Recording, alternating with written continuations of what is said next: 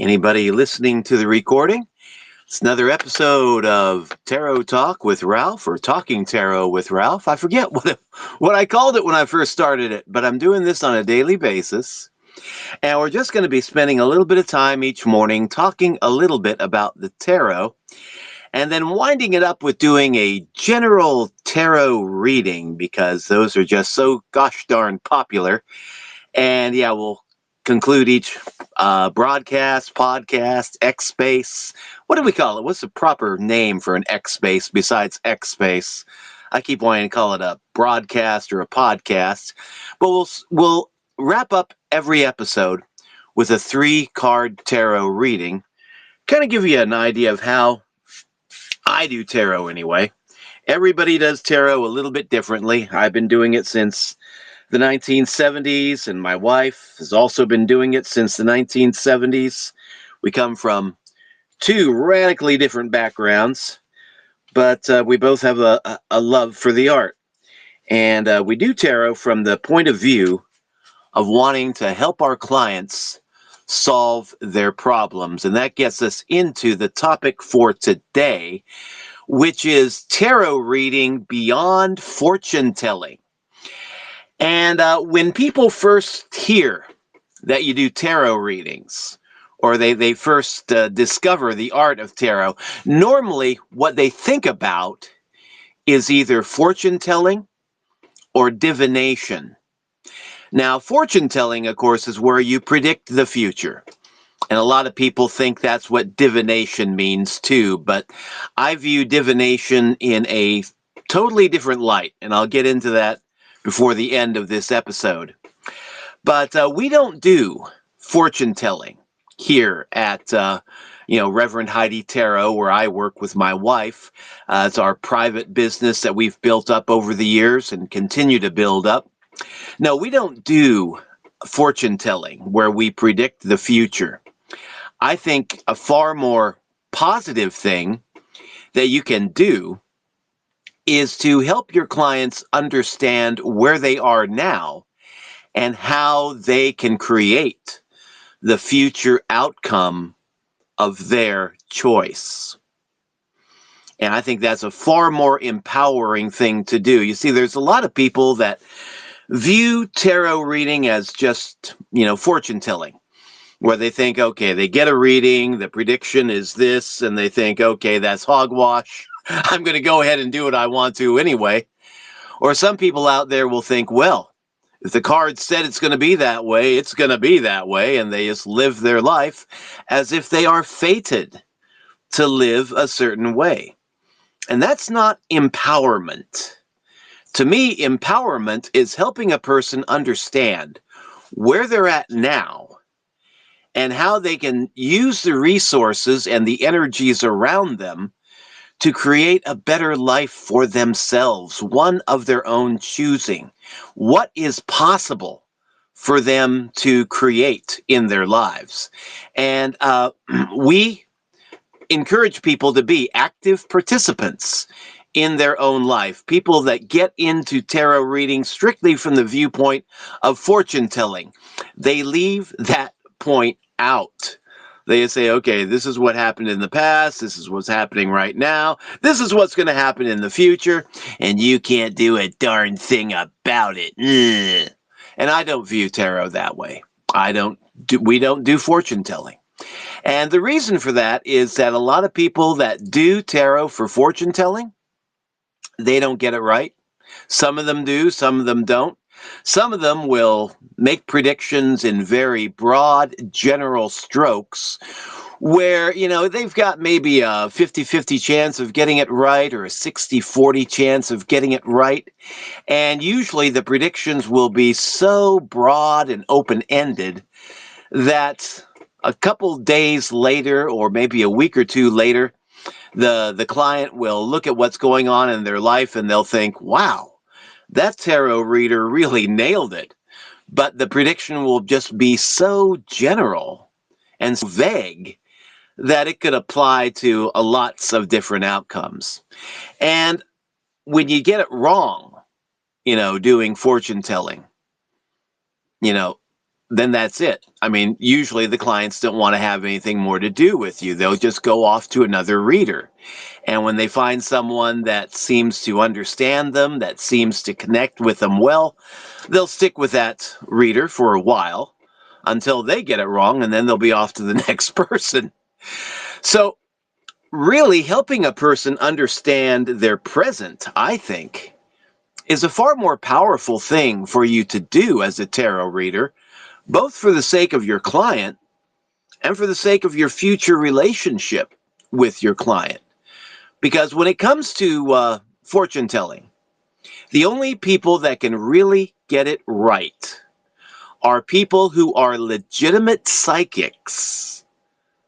Not just tarot readers, not just intuitives, but honest to God, legitimate psychics who form a connection with the client. And the thing is, this is something I've found to be true from my own experience. Not claiming to be a psychic at all. I'm only claimed to be an intuitive. But the psychics that I have run across, they don't need tarot cards. They don't need tools. If they're good enough, they can just read a person just sitting across from them and just forming a connection. And yeah, folks like that are rare. A lot of people will claim to be a psychic, but legitimate psychics are harder to find. People who claim to be psychics are like a dime a dozen. Legitimate psychics, they're like the diamonds in the rough a lot of times. But yeah, you come across a legitimate psychic, they can make some pretty accurate predictions and get it right. But again, from my point of view, the problem with that is that a lot of these people that are legitimate psychics, they will charge. Gosh, what do they charge? I've seen them go as high as $20 per minute to talk with you.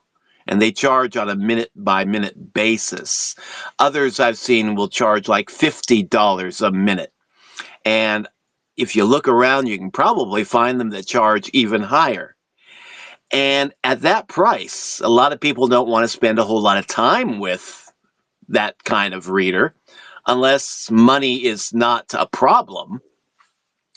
But yeah, it encourages people to not spend a whole lot of time with people like that and to just take their readings as gospel, and they forget about the fact that they are a participant in their own life. It's not just the reader telling you what your future is going to be.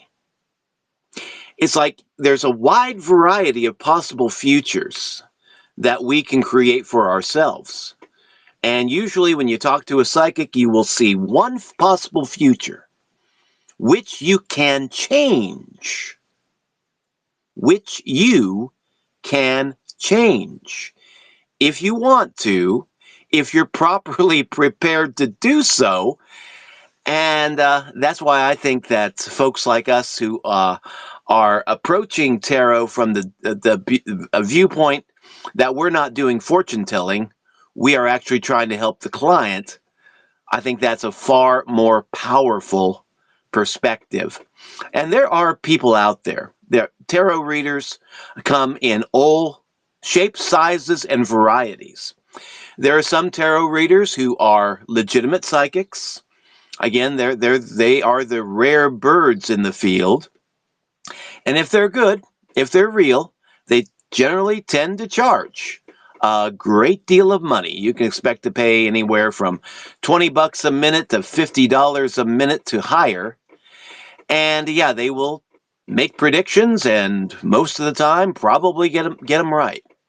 Unless you decide you don't like that prediction and then you alter your life to avoid that outcome, which is always a possibility, by the way. And then there are intuitives. Now, that's what my wife and I are. We're intuitives.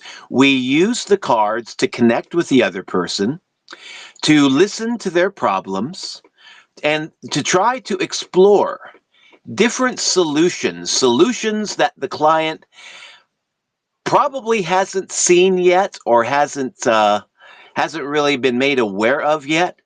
but we help the client to see their problems from a different point of view. The point of view that we bring into the equation as kind of, might as well say, creative consultants, and the point of view that the cards bring into the equation. Speaking from the world of universal archetypes and just looking at different energies, different things at play that a lot of people won't see, especially if they're under stress. When you're under a great deal of stress in life, it's hard to see all of the possibilities. You will tend to focus on the worst possible outcome and fear that outcome and just keep focused on that possible outcome that you want to avoid. And then, lo and behold, that's what happens in your life. But if you can learn to just relax and look at other possibilities and focus on the positive outcomes that you want to create rather than the negative outcomes that you want to avoid, you can bring a lot better energy into your life, and you can create a final outcome for yourself that's a whole lot better than one that comes out of focusing on fear and dread. So, yeah, there's where am I going with this now? There are psychics who read tarot. There are intuitives that read tarot. There are empaths that read tarot. And these are very powerful people. And again, I've dealt with a few. I'm married to one, as a matter of fact. And an empath is a person that can feel what the client is feeling, sometimes even before they meet the client, either face to face or over the phone. And my wife is a person like that. And they know what's going on in the person's life because they can feel the energy. They can feel the feelings that the other person is feeling. And if they're not being honest, she knows. And she tries to gently lead them from, self-delusion to more or less self-awareness, and leads them to see the problem from a different perspective. So empathic readers, that's another brand of tarot reader. And then there are some professionals that you would not think would be tarot readers, but are. And I have seen a few of these people online. I have seen social workers, licensed social workers, who use the tarot to help their clients better understand their problems. I have seen licensed psychotherapists who use tarot, again, to make their clients aware of the universal archetypes that are represented in the tarot deck, the Jungian archetypes that are there in the tarot deck, and what these archetypes might be saying to them, and how you can use the energy of these different archetypes to better solve their problems and to create the life that they want to create. So there are all kinds of tarot readers. And to say that old tarot readers are fortune tellers and denigrate them for that is really a form of prejudice that is right up there with, racial prejudice and sexual discrimination, because this just isn't true.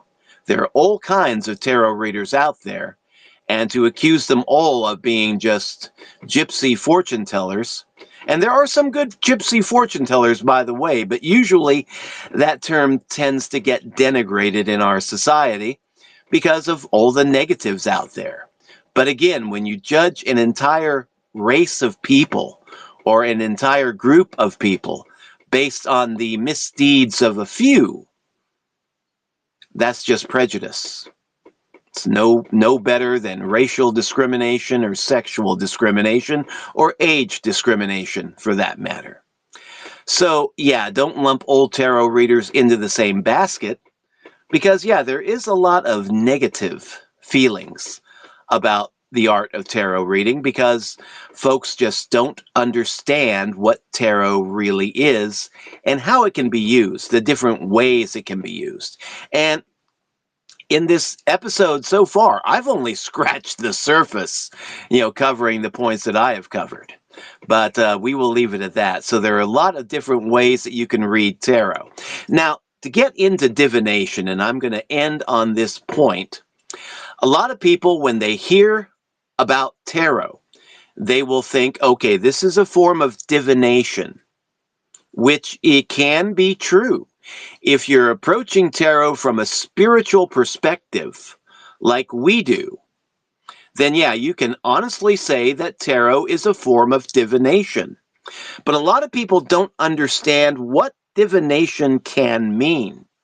The common definition of divination that most people find on the internet and tend to run with is that divination is the same as fortune telling. It's where you talk to the gods or God through the cards or through the dice, or whatever the tool is that you're using. Could be goat entrails or things like that. Could be a cup of water, a lot of different tools that can be used in the art of divination. And a lot of people think you just use those tools to predict the future, and that's it. That's it. That's what divination is. I have a much different view of divination, a much different definition of divination. I don't view divination as predicting the future.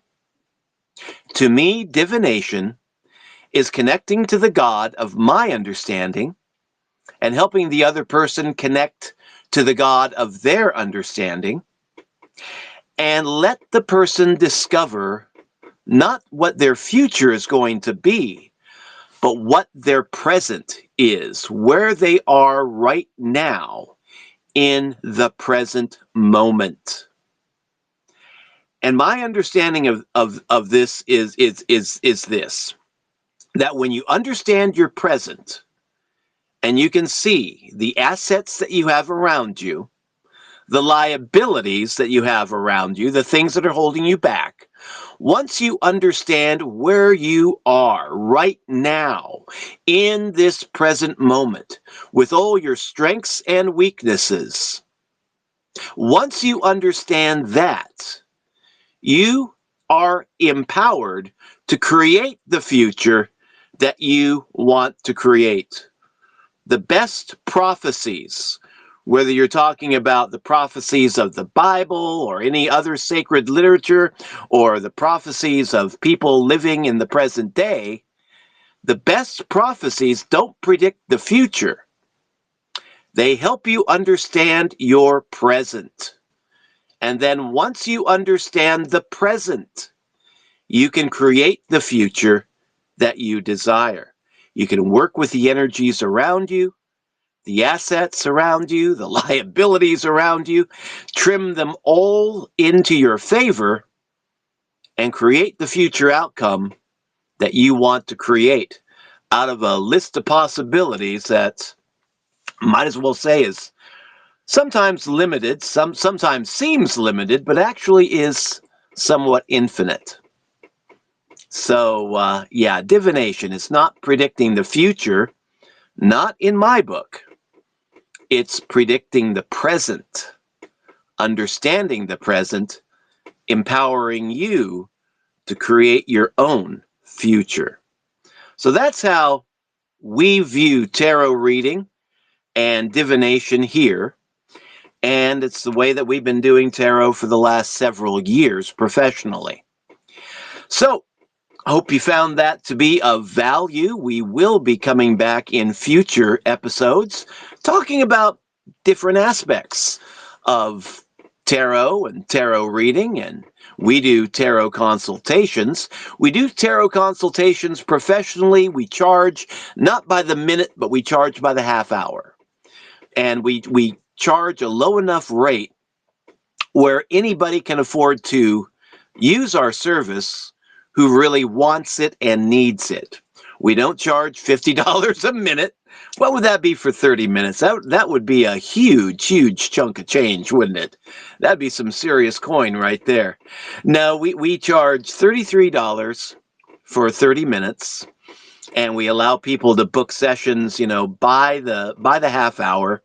We go from 30 minutes to 60 minutes to 90 minutes.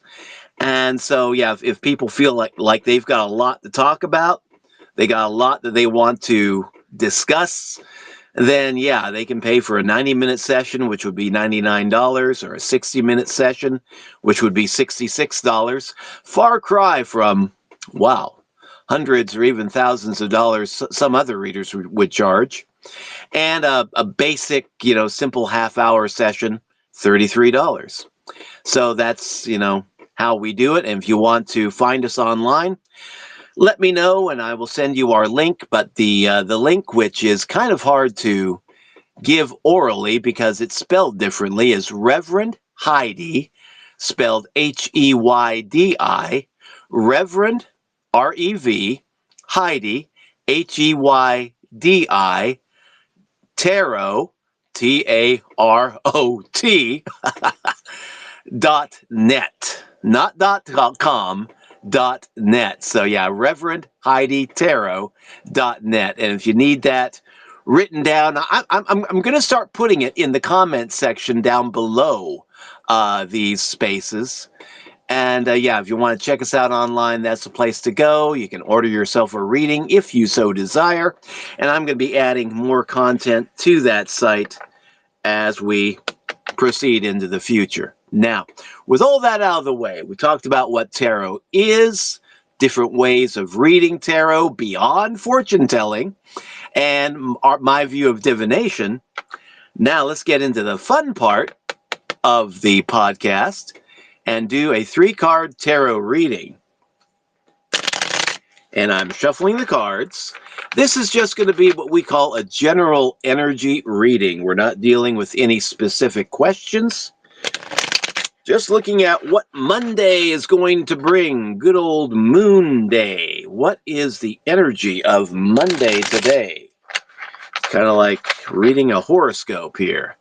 I like dealing with concrete questions and problems better because that limits it, but we're just doing it broad and vague here because we really have no idea who's listening out there or who's listening to the recording. But now I've got the cards shuffled. Going to lay out 3 cards. See what that tells us about the energy of this day. Wow. Wow, wow, wow. This is interesting because this was one of the directions I could have taken this podcast today, this episode today, but didn't. And the cards just spelled it out for me. We've got the 2 of Wands in the past position. In the present position, the second card is the Knight of Cups. And then the third card in the future position is the 5 of Pentacles. Now, 2 of Wands in the past, that to me speaks to networking. Building relationships, building networks with other people, but keeping it on a more personal level, more of a one-to-one, person-to-person, business-to-business, belly-to-belly type of networking. So yeah, this is, to me, it speaks of networking in close, more personal relationships where you're finding out the needs of the other person.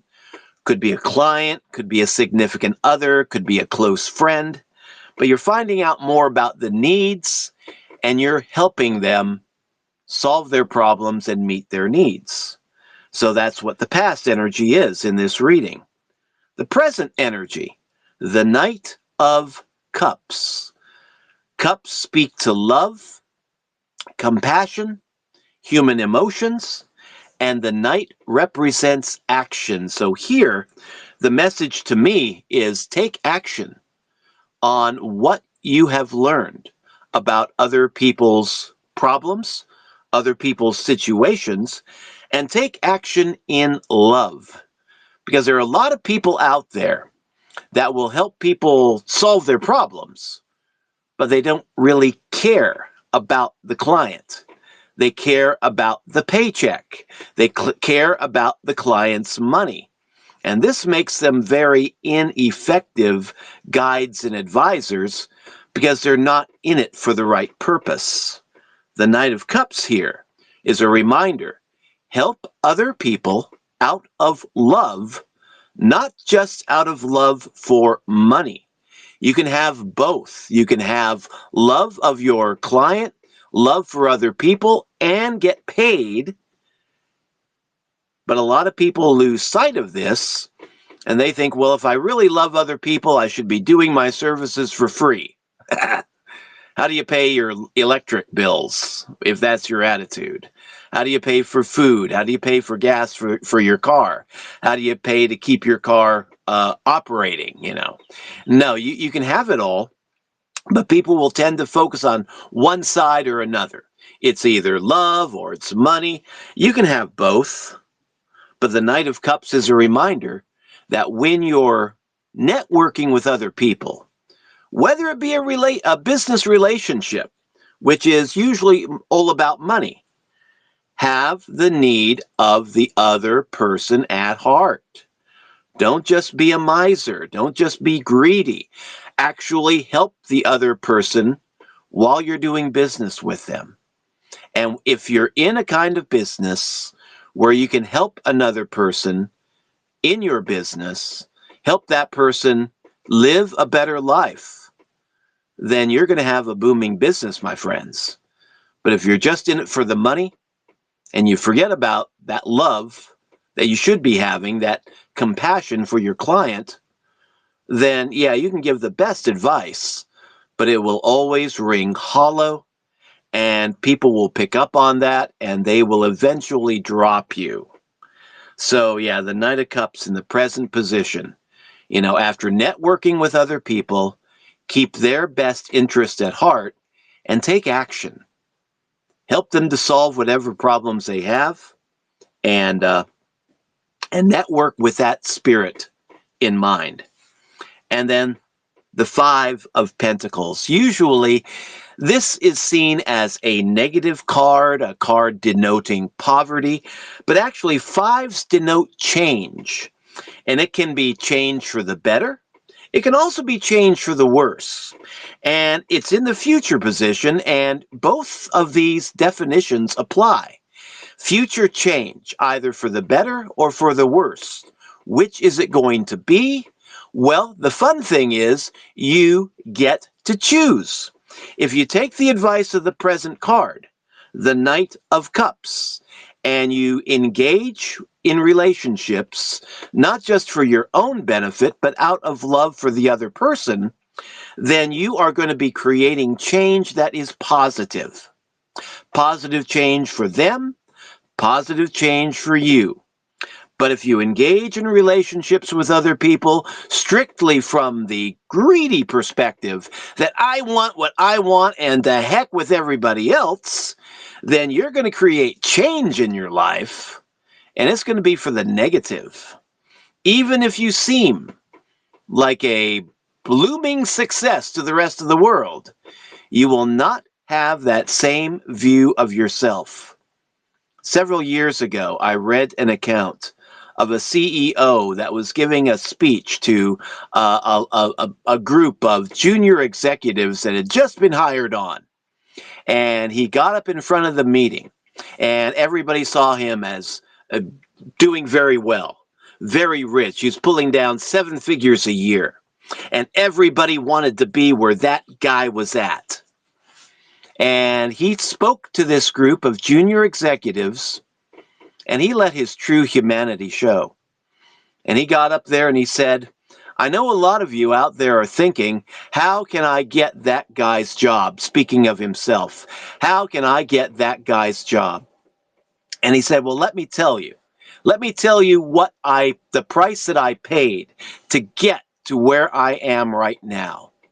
I have a 20-something-year-old daughter. I forget the exact age, but he had like a 25-year-old daughter, let's say. And he said, as of today, I have no idea what books she has read. I have no idea what her favorite color is. I've never asked her about her taste in music. I don't even know what her favorite movie is. That is the price I paid to get to where I'm at right now. And if you're willing to pay that kind of a price, then as far as I'm concerned, you can have my job because I've had enough of it. In that one instance of true humanity being shown by that CEO, he woke people up. A lot of people looked at him and they thought before he made that speech, this is a guy who is successful. He's got money, he's got power, he's got prestige. He must have a loving family, a loving wife. He's got the whole package. But after that speech, they realized this guy had the money, but that's all he had. And he regretted that. He let a lot of his life slide because he was all about the money, all about the power, not about love of the people closest to him, and he lost his family. He won in business, he lost in family. Reminds me of a gospel passage. What does it profit a man if he gains the whole world and loses his soul? Well, what if you gain all the money in the world and have not love? What good is that? Little thing there from Corinthians on that last quote. But yeah, if I have not love, I am nothing. And that's what we need to keep in mind with this reading here. Two of Wands, networking with other people. Knight of Cups, networking with other people out of love. And not just a passive love, but an active love, where we're thinking about how we can help the other person, even if we're doing business, especially, I would say, if we're doing business.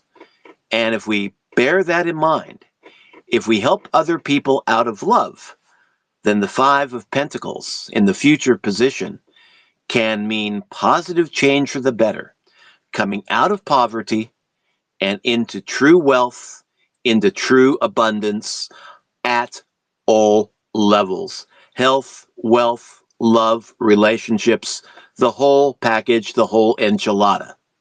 Problem is, a lot of people only focus on one aspect of the complete package, and they'll go for that, not knowing how limiting they are being to themselves.